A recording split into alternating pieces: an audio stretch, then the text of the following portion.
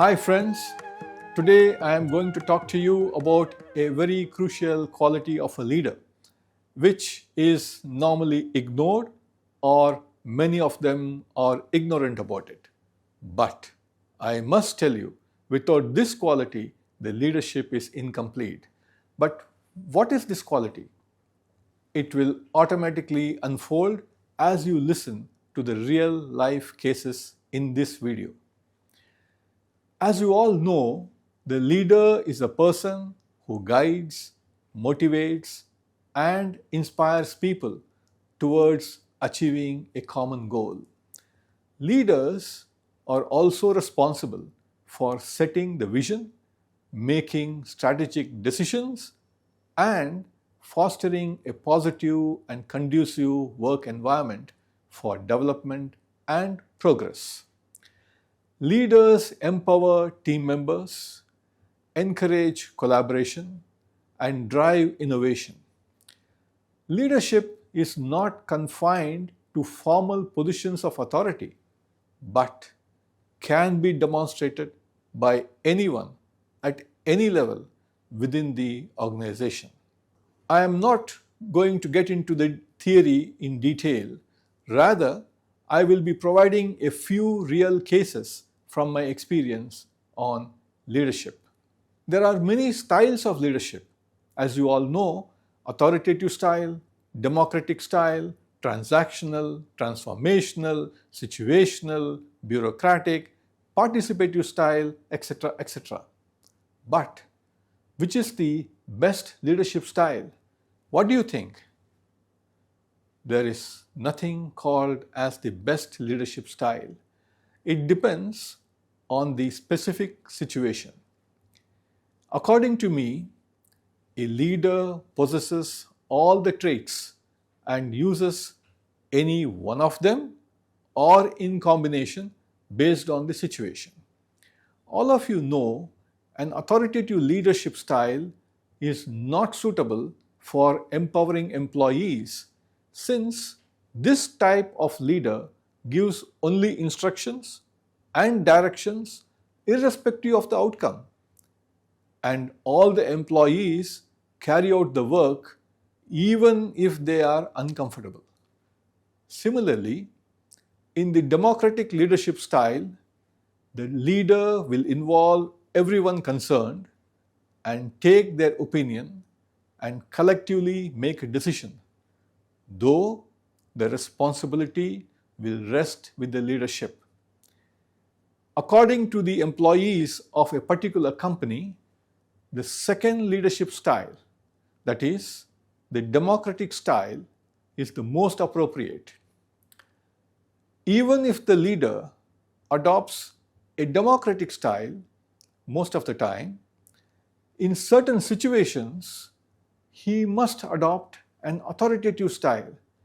Otherwise, it may lead to a catastrophic outcome. I will explain it better. Suppose this leader is in a meeting discussing with all his employees for a consensus to arrive at a decision for a specific issue. Suddenly, the office boy comes running and informs the leader that the entire building is engulfed in fire. At that point of time, this leader cannot discuss to arrive at a collective decision. He has to give instruction to all the employees to leave the office premises immediately. Here, he must adopt the autocratic style to save the lives of the employees. Any leadership style must be for the benefit of others, like employees, organization, people, etc.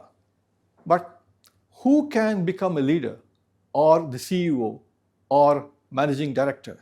Any guesses? Yes, you can. According to me, anybody can become a CEO, but the leader must have specific qualities. Some are acquired and some are inherent and developed. Overall, the leader must develop his or her personality through experience, learning, and practice. A good leader possesses strong interpersonal skills, strategic thinking, ability to motivate and inspire others, communication skills, must have integrity and ethics, empathy and compassion, must be a visionary, must be innovative, must have team building skills, must be accountable and take ownership, must have risk taking abilities, etc. Overall, a leader must be a dynamic personality and passionate. Above all, the leader needs a major factor from where he or she can draw the strength to face the uncertain future. What is this one factor? Let me share with you a small story which is thought-provoking about an incident from my junior college days that may throw some light on this important factor. I was very passionate about cricket and table tennis and was the lone student selected from my college for a cricket team which was playing in the Super League division. Early morning cricket coaching camp was a regularity, and one day the coach advised me to practice extra time for a big match the next day against State Bank of India, a leading bank in India, which had potential test players.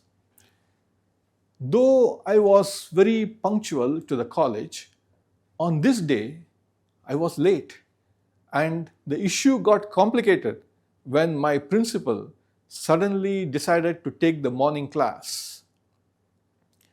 I was certain to get reprimanded for being late. But the presence of my maths lecturer along with the principal gave me some comfort. I gathered the courage to enter the classroom, but as expected, the principal instructed me to stand near the door. My junior college, which was named after the great Rabindranath Tagore, was established in the year 1969. The founder and principal of this college was Mr. Kotishwaran. In his early 70s at the time, was a follower of Tagore and Dr. Radhakrishnan, ex-President of India, and my principal always wore a jacket and a turban on his head, a very majestic personality of a learned scholar, academician, and a strict disciplinarian.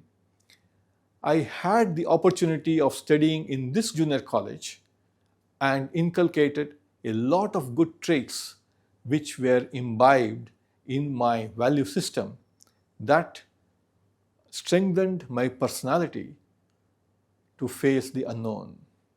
Though I was timid and shy, I was known among a few friends due to my sports activities and my teaching skills. Sometimes I used to teach my friends certain subjects during free time, but my principal was unmoved since I was never in the league of top scorers. He can never be influenced. He was explaining about a student who had performed exceptionally well in the maths pre-final exam, and with the answer sheet in his hand, he was pointing to every logical step, including underscoring formulas, double underlining for every correct answer, etc., etc. The entire class was listening very intently, but I could not see the answer paper from the door of the class since I was at a long distance. The highlight was this student had attempted all the 12 questions from the question paper, though only 8 questions were required to be answered correctly for scoring 100% marks.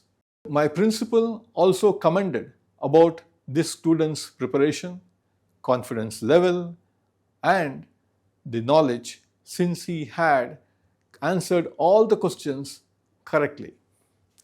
The students in the class, including me from the door, started applauding, and the principal announced the name of the student, which I could not hear properly due to the noise in the class. He said that the very purpose of his presence on this day in the class was to appreciate this student who is an asset to the college, and every student must learn from him. While the principal was continuing his talk, the maths lecturer who was standing beside him waved at me and asking me to get inside the class, and I started walking towards my seat. This action of my maths lecturer was not noticed by my principal, and it appeared that I had committed a big blunder, as the principal became very furious at me for disobeying his instructions. My maths lecturer immediately intervened and whispered something to my principal, which made him to change his tone. My principal called me to the front and wanted me to explain the reason for my delay to the entire class, and I obediently revealed the entire sequence of events.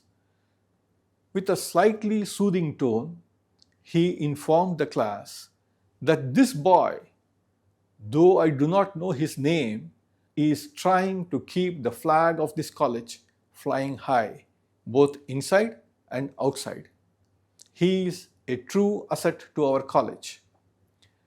I was surprised and was not knowing the reason for his remarks. He then asked me, "Is this your answer paper?" I looked at the paper and said, "Yes, sir." He said, "You have set a benchmark which would be very difficult for others to achieve. Though there was a choice for you to select the questions, you attempted all the questions in the same sequence correctly within the time period. I am very much impressed and proud of you." These remarks made me feel elated, but didn't flatter me, since I was aware there were many students in my class who used to score 100% marks very consistently, not only in maths, but other subjects as well. He, being a master in English literature, immediately quoted John Keats' poem and said that I will always shine like a star. A very big encouragement for me.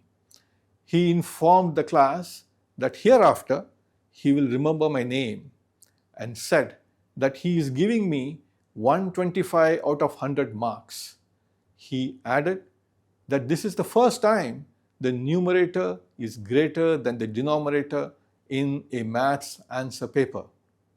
The entire class was applauding, though these marks were internal, but boosted my morale and confidence. And this laid a strong foundation to exceed thereafter.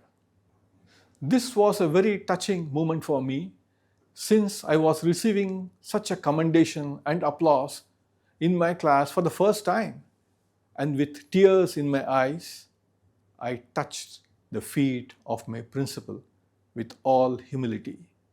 He blessed me by putting his hand on my head and wished me well for my future and also for the next day's cricket match.